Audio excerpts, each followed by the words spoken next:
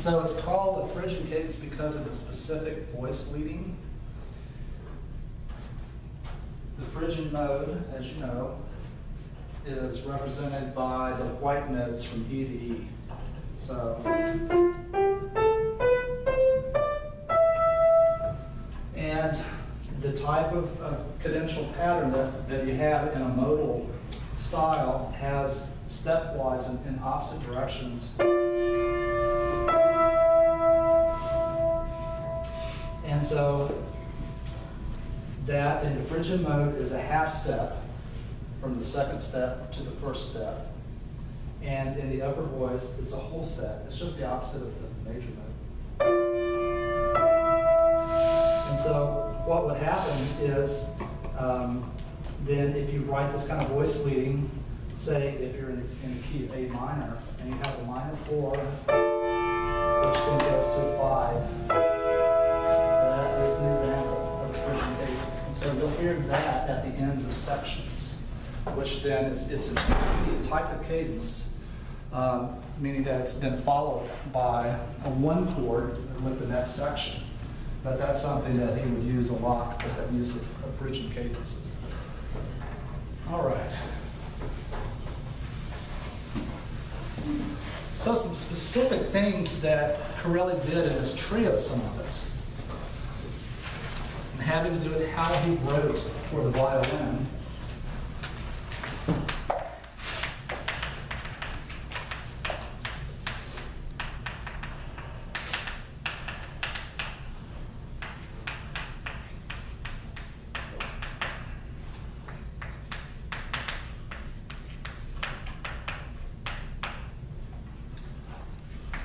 Is that he rarely wrote above the 3rd position on the instrument.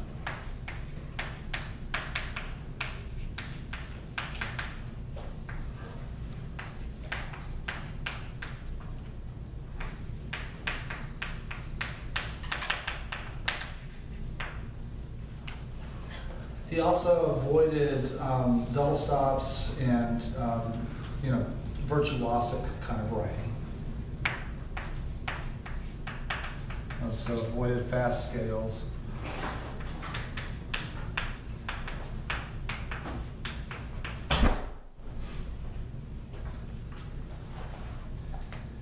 He treated the 2 instruments as equal partners.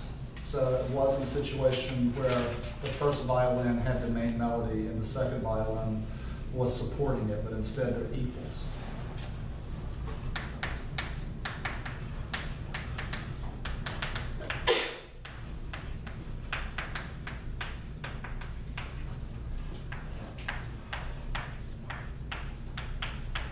So that means that you have constant voice crossing. So it's not a situation where the first violin is in a higher range than the second violin, but they share the same range.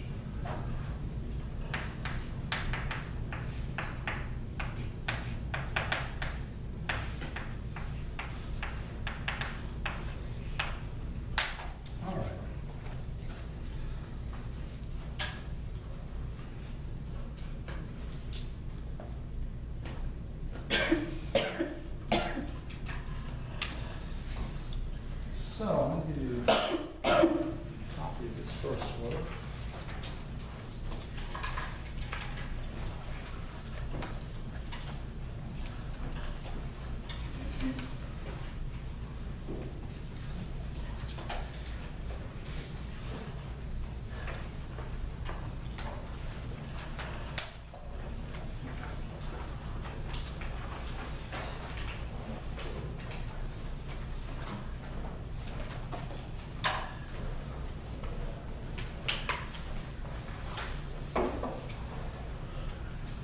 All right, so this first work is Opus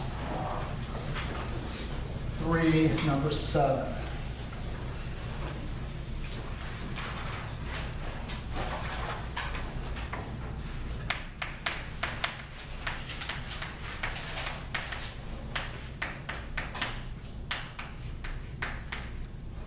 And so this is an example of a sonata da chiesa.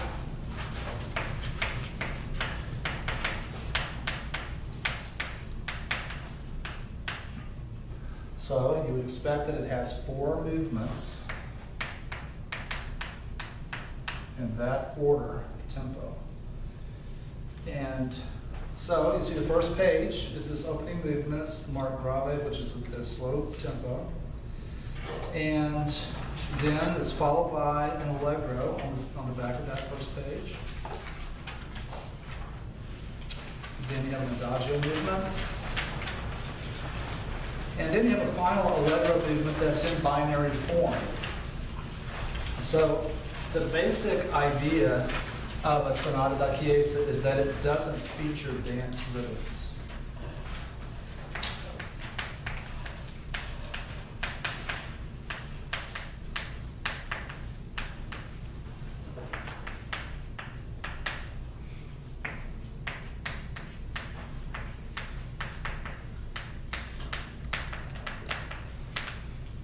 But that gets a little subjective, you know. I guess one of the features of dance music is the use of dotted rhythms. But this last movement is in binary form, which is the typical form of dance movements. So, Sonata da Chiesa, you see the way that it looks on the page. And this is a performance edition. So, the treble clef for the organ, which this specifies an organ for the keyboard part to realize that figure bass. That right-hand part is something that an editor has come up with as far as a possible realization of the intervals that are indicated below the bass line.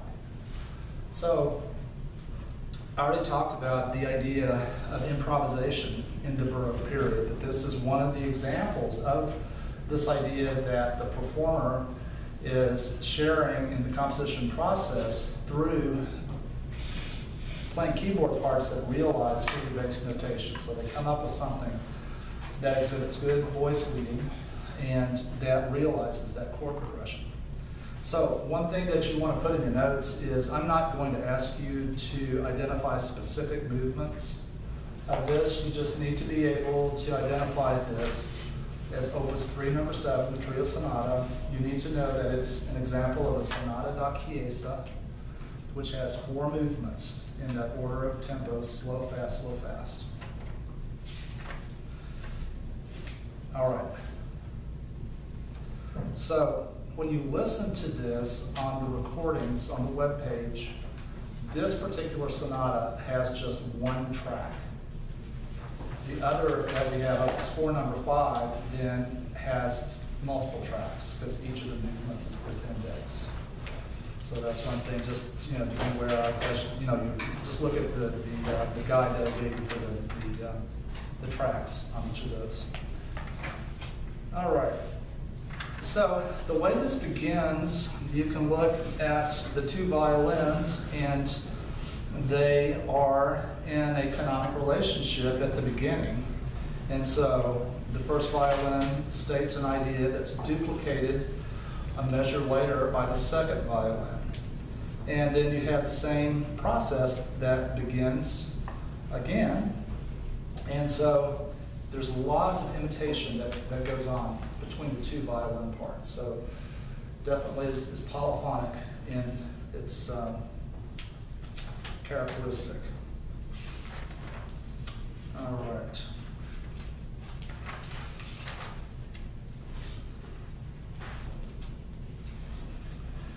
If you look at the last movement, the allegro movement, you'll see at the end of the first part, so at the top of page 9, that you have a Phrygian cadence that occurs there. And so this is in the key of E minor.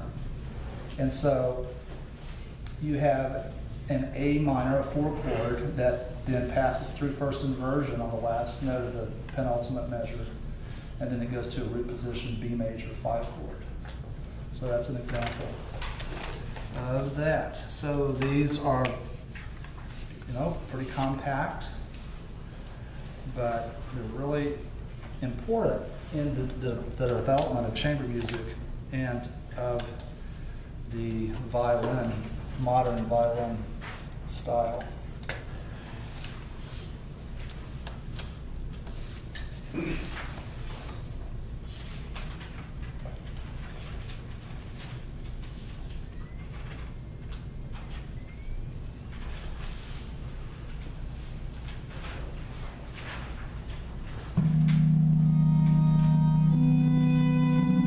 Here an organ. That's one way to distinguish between these two trio sonatas, is that Opus 3 number 7 has an organ for the continuo part. That was a Phrygian cadence right there.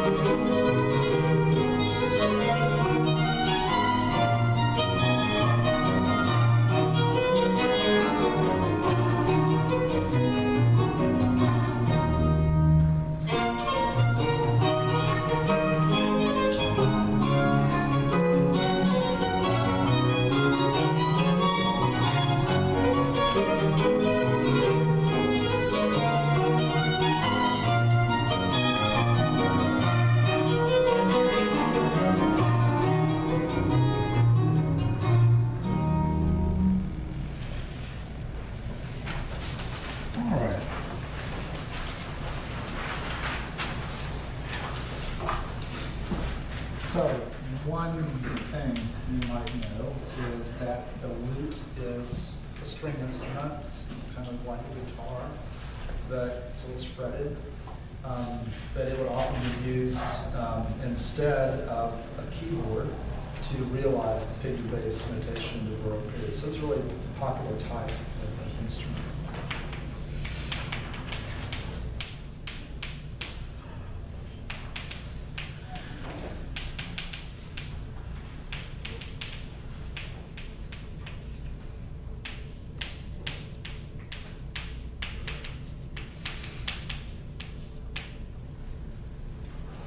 All right, so if you'll pass those across.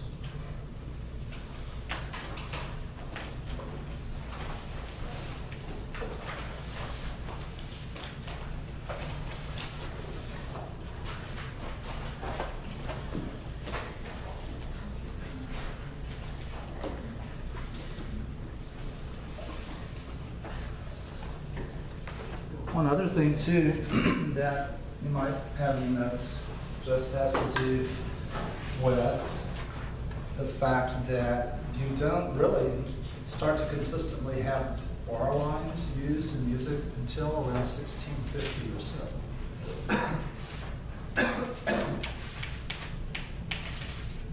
So I'll put here around 1650.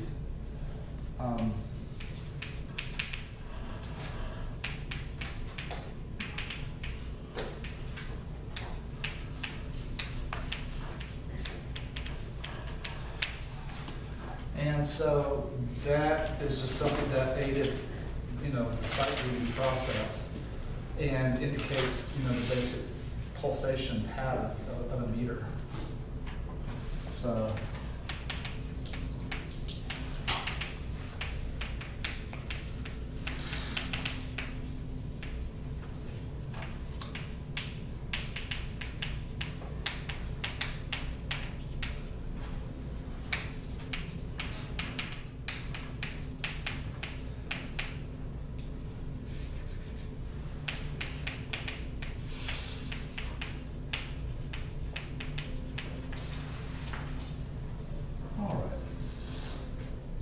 So the second work that we're going to listen to is from the Opus 4 collection of trio sonatas.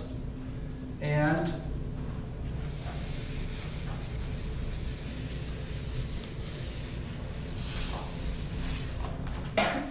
this is Opus 4, number 5. This is in the key of A minor. That's one thing that you'll notice with all 4 of those movements are all in the same key. So you don't have the idea of contrasting keys yet with these trio sonatas. And so it's going to be the same situation with this collection of dances. So this is an example of a sonata da camera.